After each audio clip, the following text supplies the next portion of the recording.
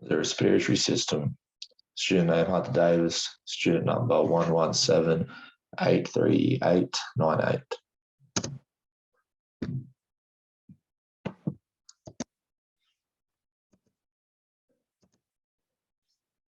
The principal muscles of respirations are the diaphragm and intercostal muscles.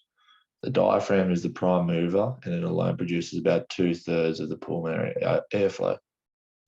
When relaxed, it bulges upward to its farthest extent, pressing against the base of the lungs. The lungs are then at their minimum volume. When the diaphragm contracts, it tenses and flattens, dropping about 1.5 centimeters in relaxed inspiration and as much as 12 centimeters in deep breathing.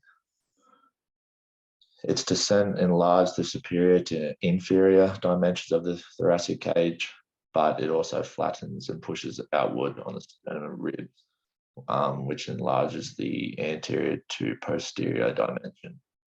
The enlargement of the thoracic cavity lowers its internal pressure and produces an inflow of air.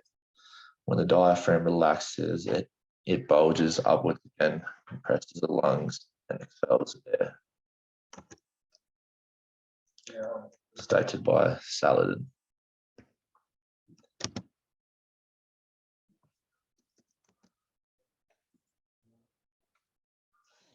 The anatomy of the muscles responsible for inspiration and expiration.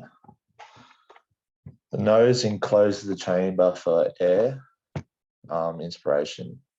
Although air can be inspired through the mouth is part of the digestive system rather than the respiratory system.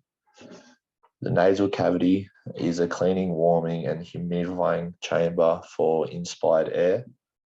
The pharynx is commonly called the throat. It serves as a common passageway for food and air.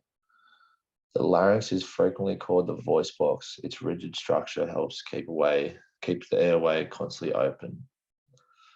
The trachea is commonly known as the windpipe. It serves as an air cleaning tube to funnel inspired air to each lung. The bronchi are tubes that direct air into the lungs, and the lung is a labyrinth of air tubes and complex network of air sacs called alveoli or capillaries. The air sacs are separated by walls of connective tissue containing both collagenous and elastic fibers. Each air sac is the site of gas exchange between the air and the blood.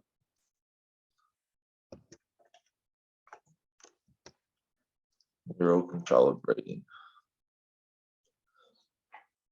Unlike the cardiac muscle, which contains intrinsic pacemakers, the muscles used for breathing are skeletal muscles, and skeletal muscles require nervous stimulation to contract. Although a variety of factors affect the rate and rhythm of breathing, the respiratory center responsible for automatic unconscious breathing reside in the medulla and pons, which are part of the brainstem. The medulla contains two interconnected centers that control breathing: the inspiratory center and the expiratory center.